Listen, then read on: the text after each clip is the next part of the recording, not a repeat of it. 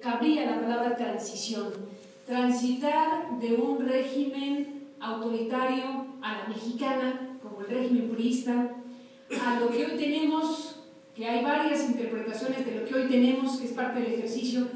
No hay coincidencia en que México vive hoy una democracia, hay opiniones diversas, contrastantes sobre lo que realmente hoy está viviendo nuestro país. En este libro de largas conversaciones hay figuras que han tenido un papel protagónico, para bien y para mal, de lo que le ha pasado a México, para bien y para mal, en todo este tiempo. Es evidente que México es otro, es evidente que nuestro país ha vivido transformaciones muy importantes, sustantivas en diferentes ámbitos, por supuesto en el político, en el social, en el económico, en el comercial. Tenemos un rostro distinto. Aquí está Jack Rogozinski, que les podría contar de esa parte de nuestro país en términos de cambios estructurales de un país con una manera de entender las cosas y que fue caminando a lo largo de estos años. Y 1988 es un año clave. Decidimos arrancar esta revisión desde 1988 pensando que ahí se hizo un quiebre muy importante a partir de la fractura que se da dentro del partido dominante o hegemónico, casi único, el PRI.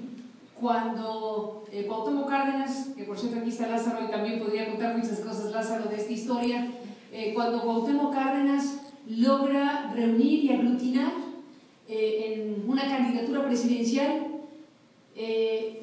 a las fuerzas democratizadoras dentro del PRI y a las viejas fuerzas izquierdistas y comunistas del país. Se logró, en torno a una figura como la de Cuauhtémoc Cárdenas, reunir a una fuerza capaz de competir por la presidencia de México.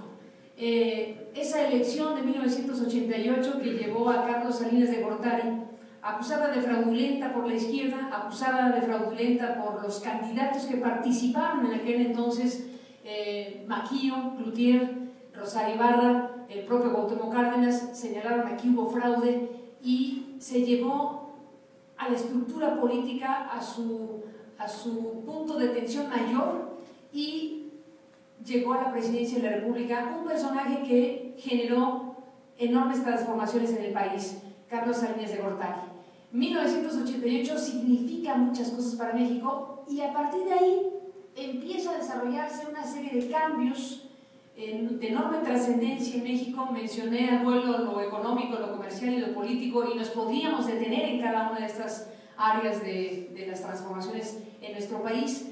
En el tema político, la acusación de fraude, la necesidad de dotarse de un grado de legitimidad a un régimen que llegaba muy débil, a un gobierno como el de Carlos Salinas de Gortari que llegaba muy débil, generó un fenómeno que está muy bien analizado, me parece, por los protagonistas en este libro, de una alianza fundamentalmente entre el PAN y el PRI de Salinas, que trajo muchas transformaciones en diferentes ámbitos. Se reconocieron a las iglesias en México, se firmaron tratados de libre comercio, se establecieron condiciones distintas en términos legales para el tema de la tierra y del ejido en México, en fin, un mapa distinto en el país y una manera de relacionarse políticamente entre los protagonistas con fenómenos que incluso acuñaron nuevos términos como las concertaciones, aquellas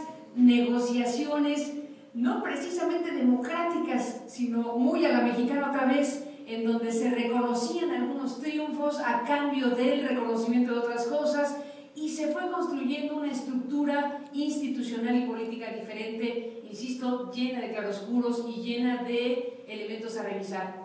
Punto de arranque para revisar en dónde estamos parados. Punto de arranque para decir, bueno, paremos el carro y veamos qué hicimos, qué no hicimos y qué nos falta por hacer para tener un país democrático. Y para llegar a ese diagnóstico es necesario preguntarnos varias cosas. ¿Logramos de verdad transitar de un régimen autoritario a una democracia? ¿O qué demonios nos salió? ¿O qué cosa es lo que hoy tenemos? ¿Vive hoy México una democracia plena, funcional, constructiva. Creo que es difícil afirmar que tal cosa esté ocurriendo. Vive México hoy una circunstancia en donde los ciudadanos se sientan realmente representados por quienes tienen los cargos precisamente para ello. Hoy hay situaciones en donde todo el mundo coincide en el diagnóstico muy preocupantes.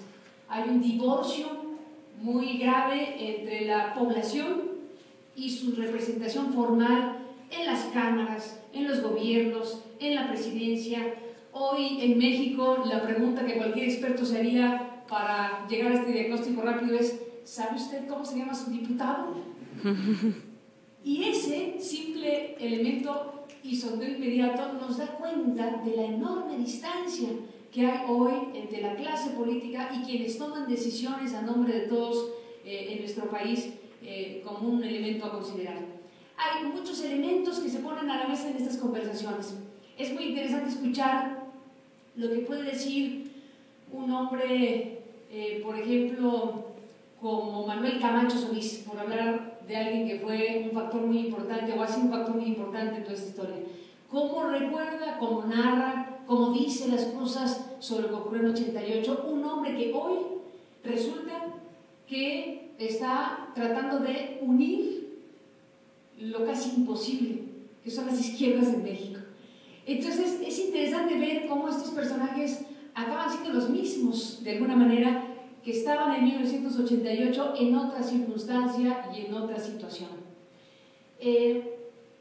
Por supuesto que me quedo como una parte muy poderosa para mí en términos personales y profesionales como experiencia de este libro, con la conversación de Miguel de la Madrid Hurtado, esta conversación que pues generó informativamente hablando un escándalo, digámoslo así, en términos de una declaración de un presidente, un expresidente, que no se había distinguido precisamente por ser un gran declarante.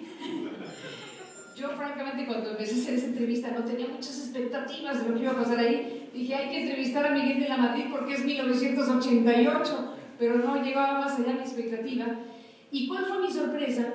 Que por las razones que sean, el expresidente de México decidió contar lo que contó.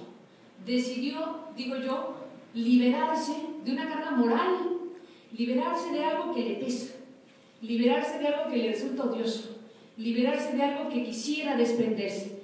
Su expresión sobre Carlos Salinas de Gortari, me parece, en esta entrevista, nos lleva precisamente a ver a un hombre que por supuesto está en la fase final de su vida, no es un vegetal, ni cosa que se le parezca, no hay certificado médico que lo compruebe en ese sentido. Es un hombre enfermo, con problemas de respiración, pero desde hace muchos años, pero desde mi punto de vista y mi experiencia directa con él, un hombre perfectamente lúcido que dijo lo que quería decir. Y lo que pasa es que Miguel de la Madrid dijo lo que piensa el resto del país, y ese es el gran tema. Y el gran tema, en todo caso, es lo que ocurrió.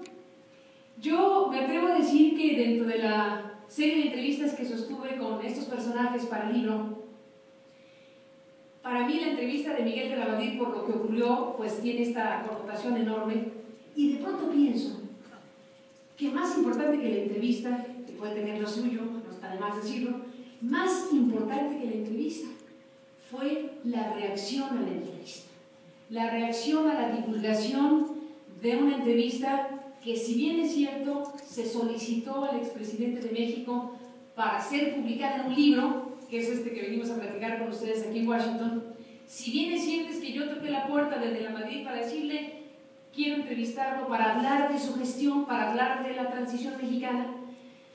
Es verdad que por razones periodísticas me resultó imposible esperarme a publicarla en ello.